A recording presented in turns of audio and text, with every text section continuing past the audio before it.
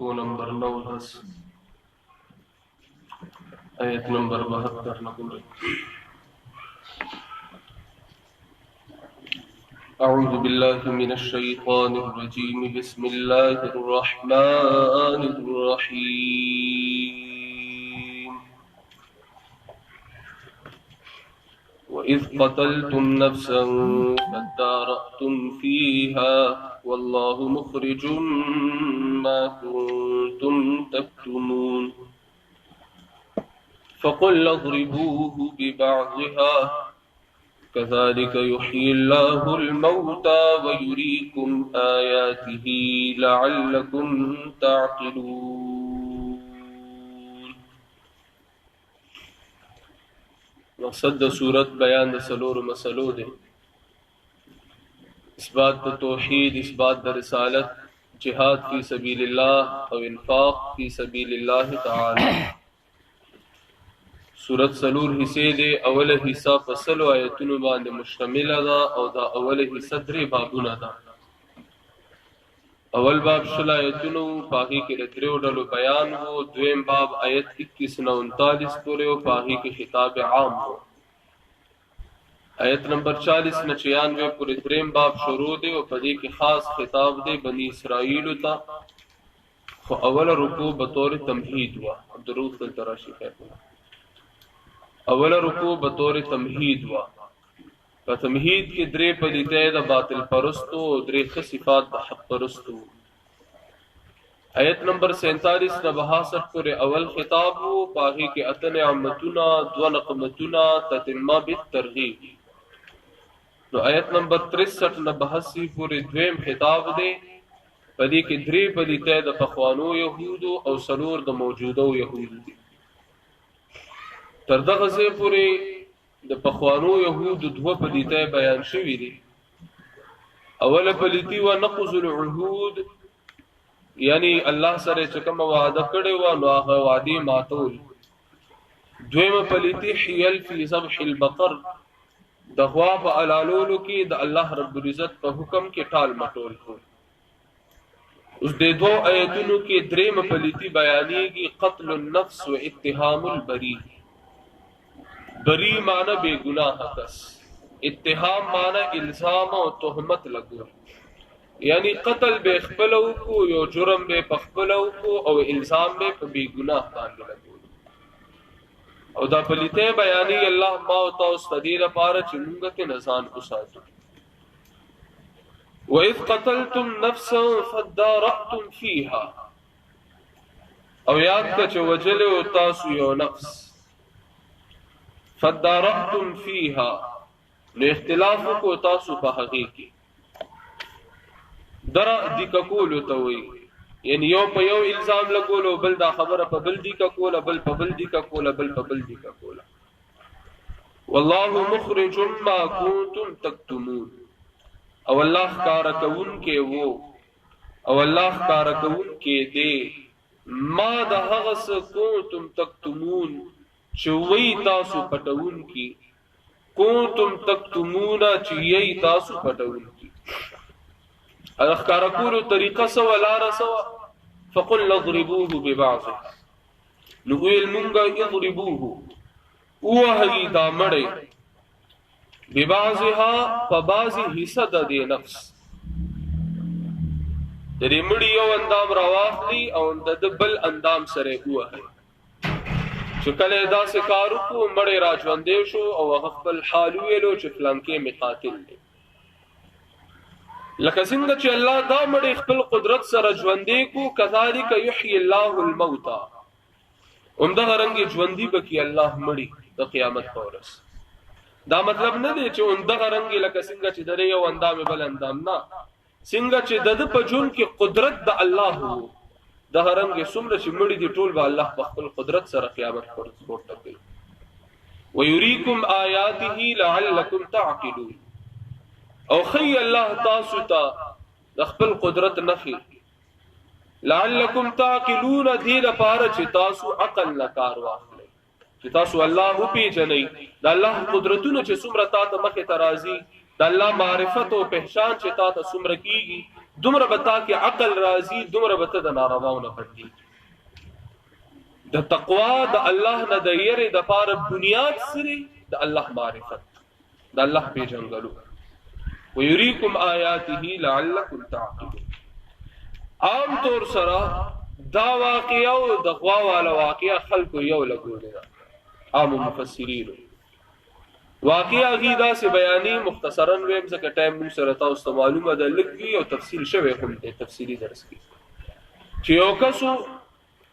ولګېدو بل اوجلو الزام په بل چا باندې ولګولو، نو حکم وی ورته شو چې غوا الاله کوي، چې غوا الاله کړه نو دا غوا یو اندام وی الله ورته چې د مړي اندام سره ولګوي، چې کله ولګولو نو مړي را ژوندې شو او هغه حال وی خیال هم. لیکن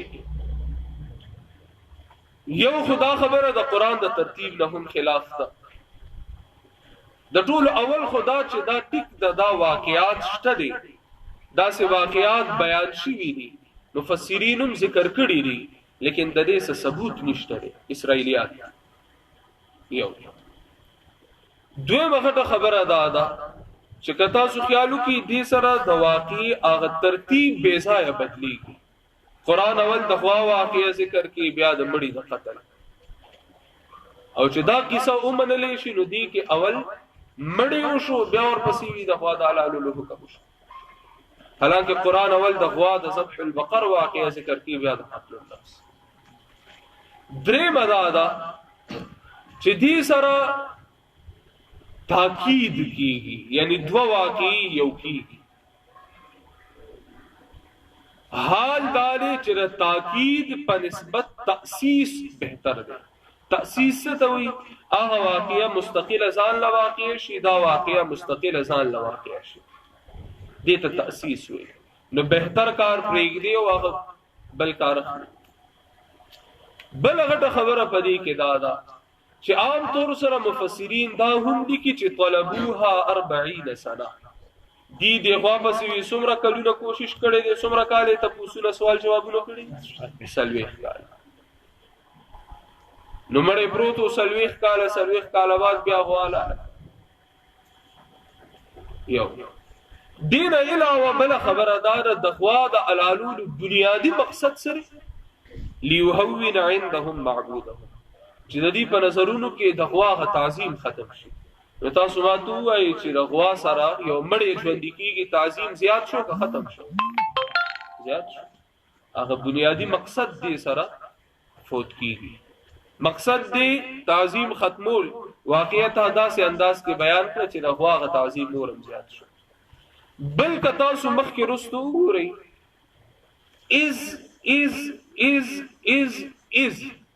از سره مستقله جدا واقع شروع کړي. وَإِذْ نَجَّيْنَاكُمْ وَإِذْ فَرَقْنَا وَإِذْ قَالَ وَإِذْ اسْتَسْقَى وَإِذْ أَخَذْنَا مِيثَاقَكُمْ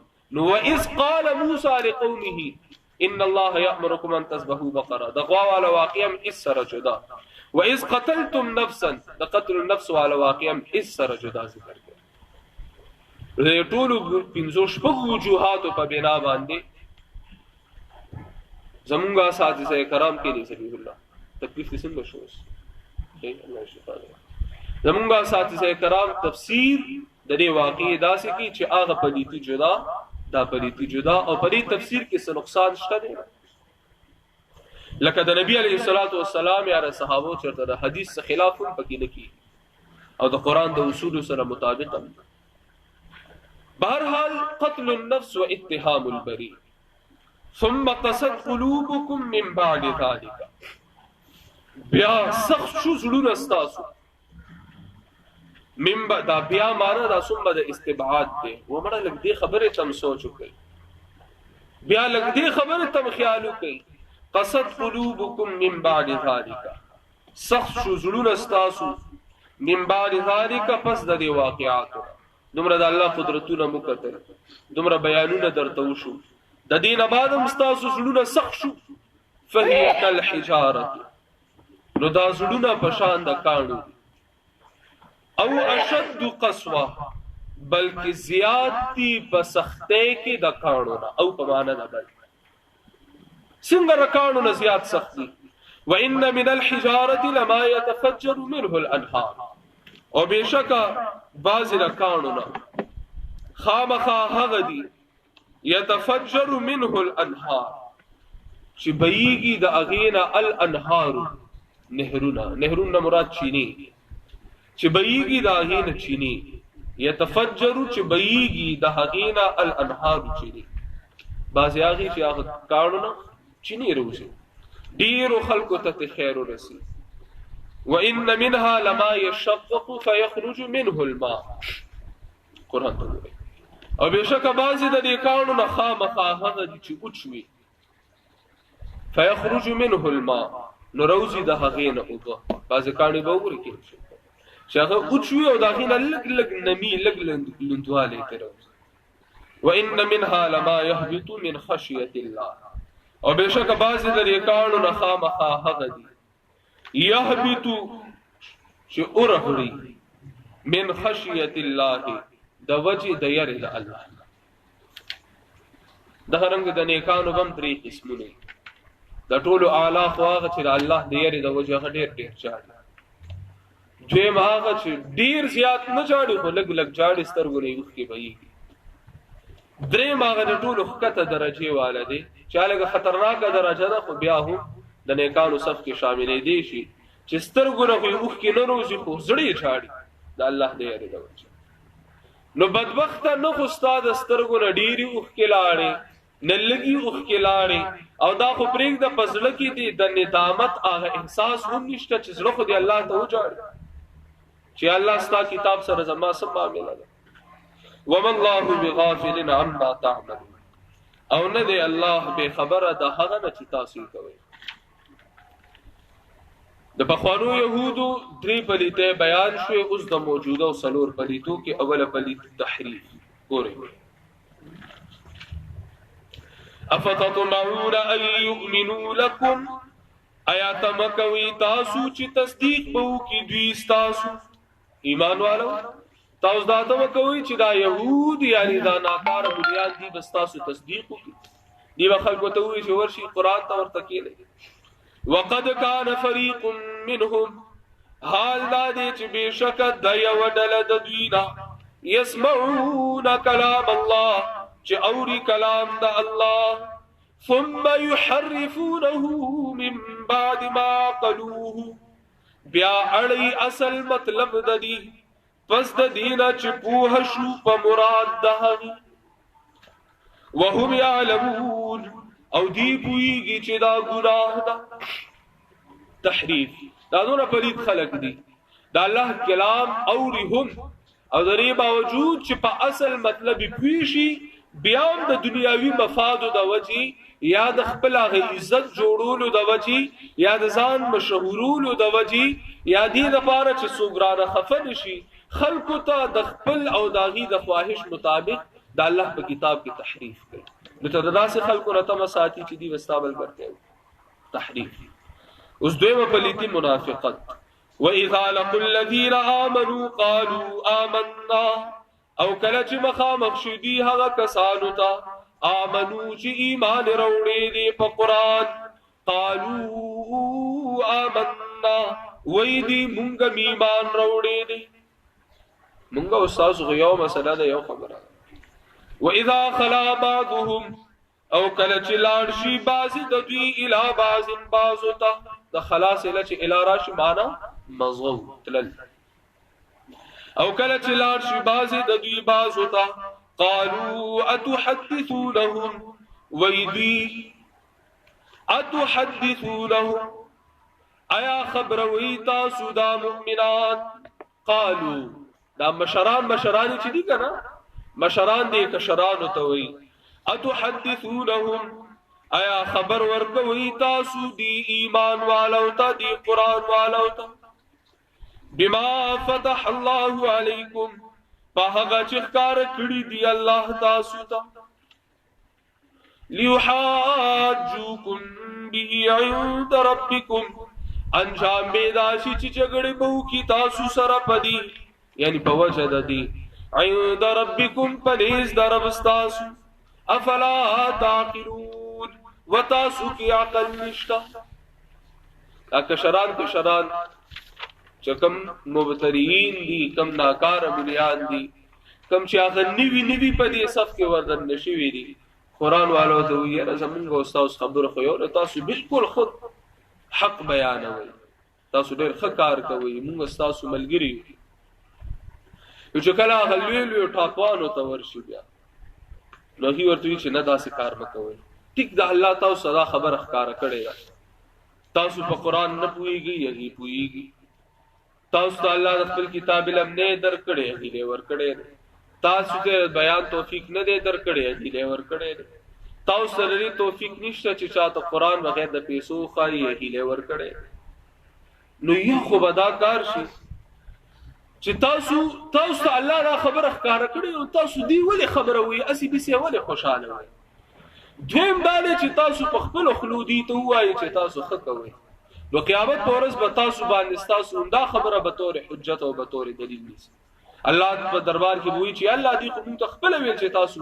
ټیک وایي او باوجود د دې سب خلاف افلا تعقلون وتاسو کې عقل نشته.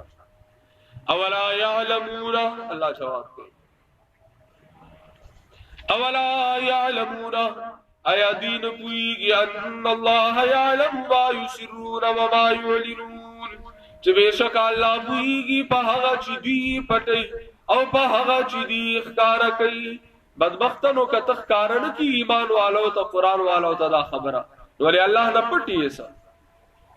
ان الله يعلم ما يسرون وما يعلنون. د موجودو يهودو سو په دې ته بیان شو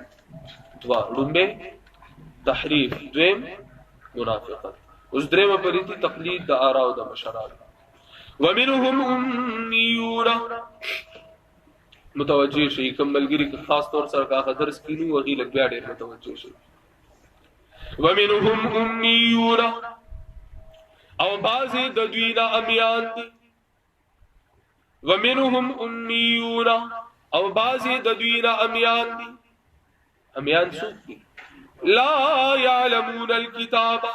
چې نه پوهیږي د الله په کتاب، الا امانیه الا تلاوتا من غیر فهم معناه، الا تلاوتا من غیر فهم معناه. شرح عقیدہ الطحاویہ امام ابن ابي العز الحنفی رحمت اللہ علیہ سمانا کہ شرح عقیدہ الطحاویہ کی الا امانیہ الا تلاوتا من غیر فهم معناه. امیان سوق دی چې نه پوهیږي دا الله په کتاب، الا امانیہ مگر صرف تلاوت پوانے نه پوهیږي او قرائت زده کړي. نو الله فرمایي امیدا دي. دویم معنا ومنهم اميون، او بعض دینه څه ثابت شي او کس د الله د کتاب په معنا نه پوهیږي،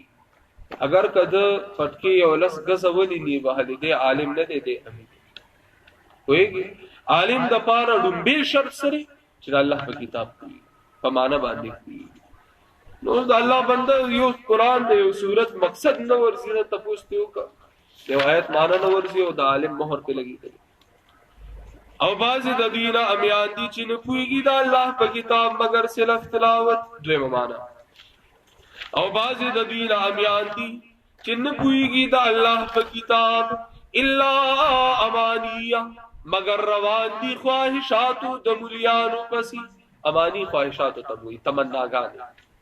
مگر روان دي خواهشاتو د مليانو پسې. بچه څورته مولوی سے وہ پیر سے وې دې ورته امنا او صدق راوي باقي خپل عقل سوچ فکر نشه چې قران او سنت رسول الله صلی الله علیه وسلم سره. درېم معنا او بعضی د دینه امیان دي چې نه پوهیږي د الله په کتاب الا امانیه مگر د دروغ کیسی او ودا بیجا د دروغ کیسی کہانیاں او کرامتونه دي. شمس تبریز بابا کچکول کې نور را بند کړو. واه واه واه دا د دې ټول دین دی. وانهم الا يظنون او ندی دی مگر اٹکلیان. اٹکل سے تو یہ گمان پس بس روان دی. فویل للذین یکتبون الكتاب بأیدیہم زجر. فویل ہلاکت آیت کی دری جرمونه ذکر کئی.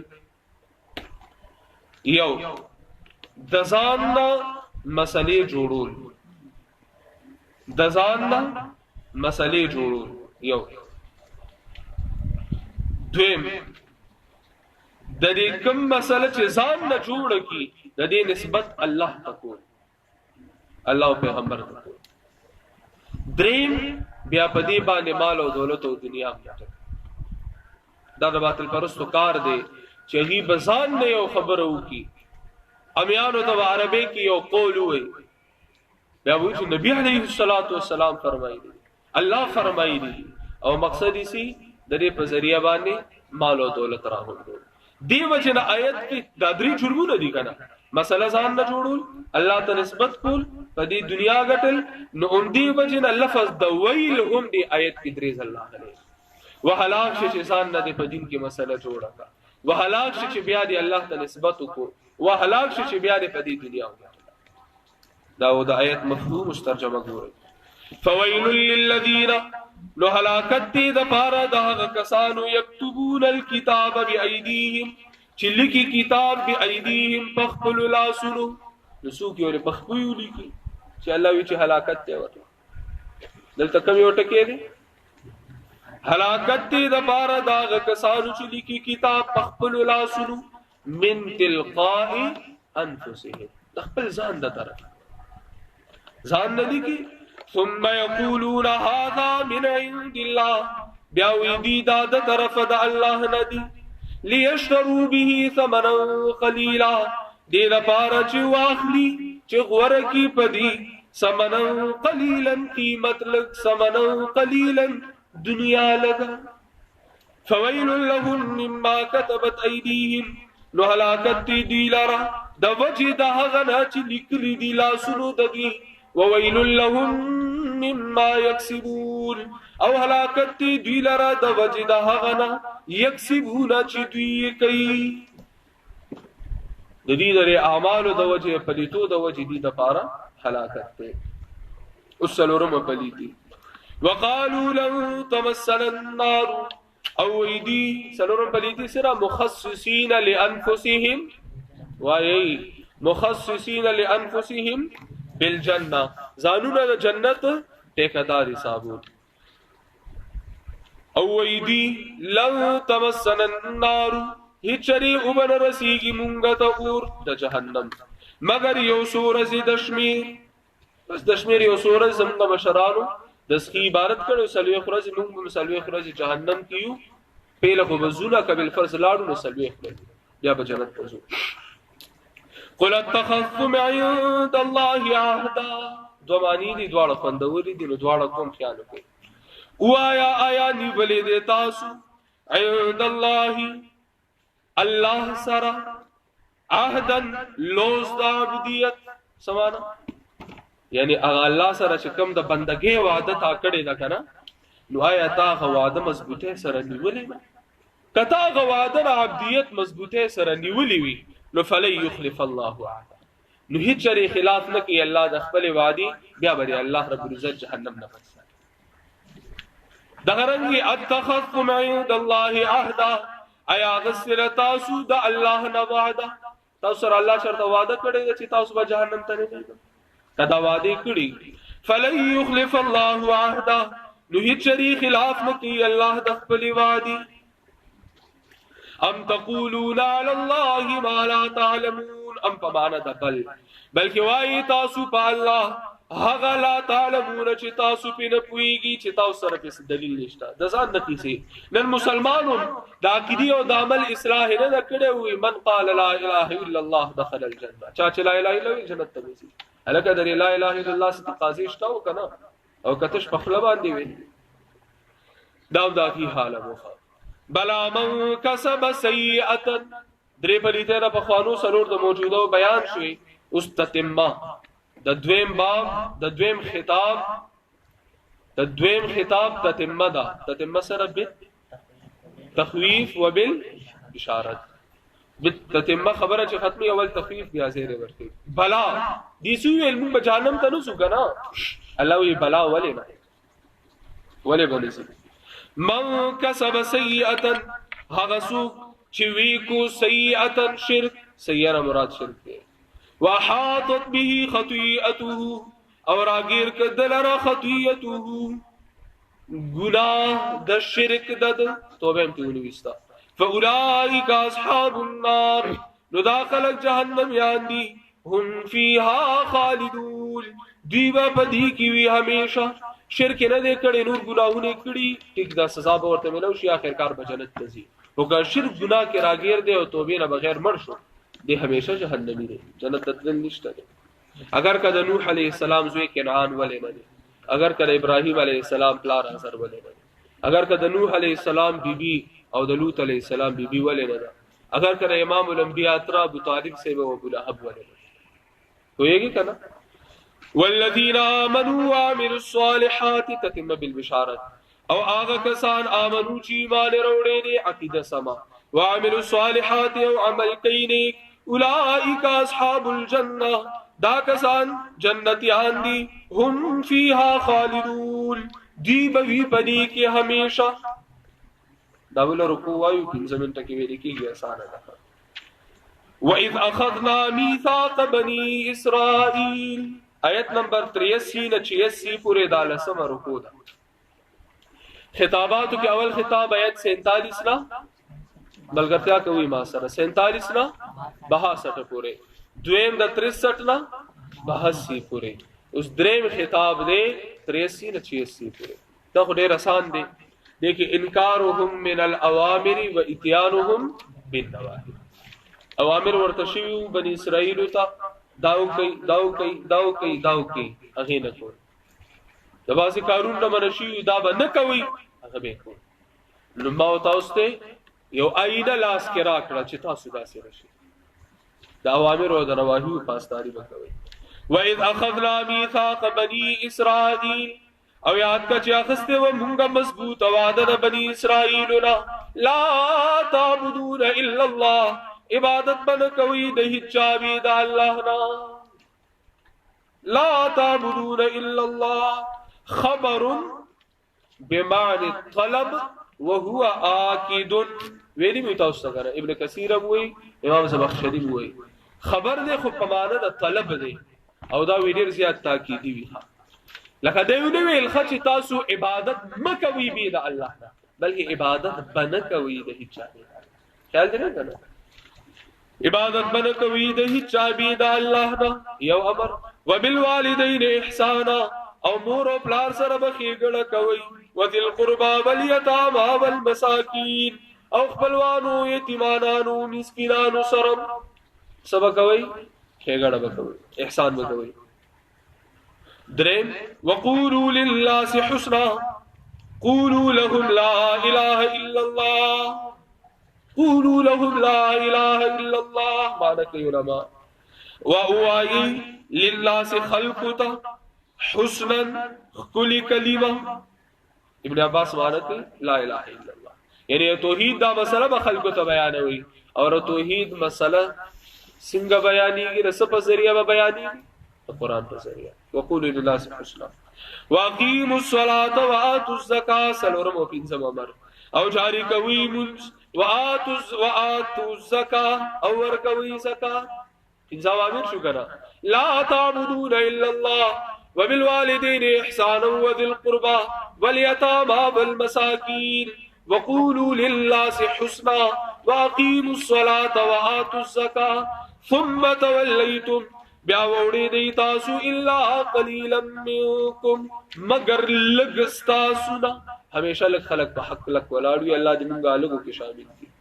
وانتم مورزون همیشه جمعیت چی وی کنه جمعیت اکثر په گمراهی لک خلق هغه په حق ولاړ دي ثم توليتم بیا وړي دی تاسو الا قليلا منكم مگر لګستا سنا هغه ونړې ده وانتم مورزون او تاسو یې مورزون همیشه مخړون کی دا تاسو جدي پښتي عادت ده بد وخت وانتم مورزون واذا اخذنا ميثاقكم او یاد کا چې اغسته و موږ مضبوط وعده تاسو لا ګور اوامر خو ذکر شو کنه انکارهم من الاوامر خیال دې کنه الله چورته دا داو کې یقین ہے وخت اوس او یاد کچ اغسته و مونږه مضبوطه وعده ستاسو لا تسفكون دماءكم چنبت یوی ویني د یو بل ولا تخرجون انفسكم او نبو باسی خپل ملګری خپل هم جنس خپل مسلمانانو رونه من دیارکم د کورونو خپلونه یعنی د کورونو د حقوینا ثم اقررتم بیا اقرار کو تاسو وانتم تشهدون او تاسو تشهدون پوها او تاسو پوها ثم انتم هؤلاء بیا انتم تاسو هؤلاء داس خلق تقتلون انفسكم چې وجنی خپل ملګری وجنی یو بل یو الله ورته حکم کړو لا تسفكون دماءكم کړه دی جرم سوکو تقتلون انفسكم دویم وتخرجون فريقا او باسی تاسو یو ډلانیکم استاسونا من دیارهم دکورونو دهغینا تظاهرون علیهم بالاثم والعدوان تظاهرون علیهم امداد کوي تاسو د نور علیهم په مقابله د دوی کی بالاثم والعدوان پکولو د ګناه او زیاتی سره ګورخه الله ورته ویلو د یو بل ویني بنته یو دویم سو تاسو به یو بل او بنی اسرائیل چونکی ټول عقیدی لحاظ سره تقریبا مسلمانان وکړه گمراهیان وی پکې خوف مسلمانان کړه تاسو خپل او مختلف قبیله خپل مسلمانان ډوډو به تاسو چلا وطن کوي شړې کړه مخکې ګورئ دا دوه حکومت به مات کړو کنه انکارهم من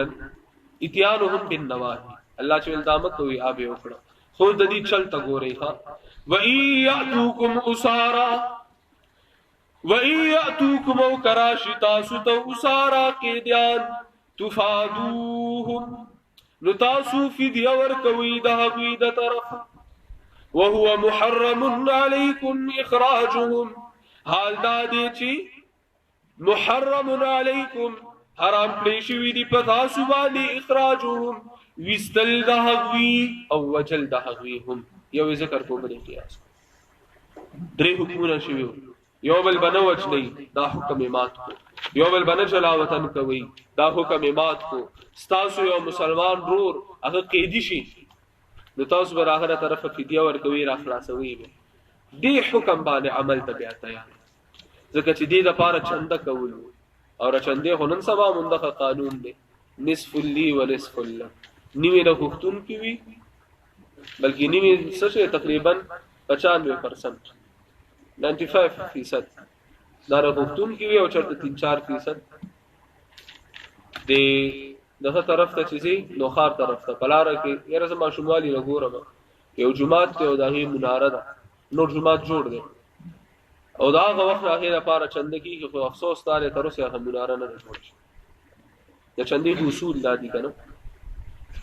نو ادریب الله وتعالى ویل چې او کیدا ابه نه کول چې الله ویل دا مکوي ابه کول لو افتؤمنون ببعض الكتاب وتكفرون ببعض تاسو خیالو کې کنه غریب غونډه کې کسوي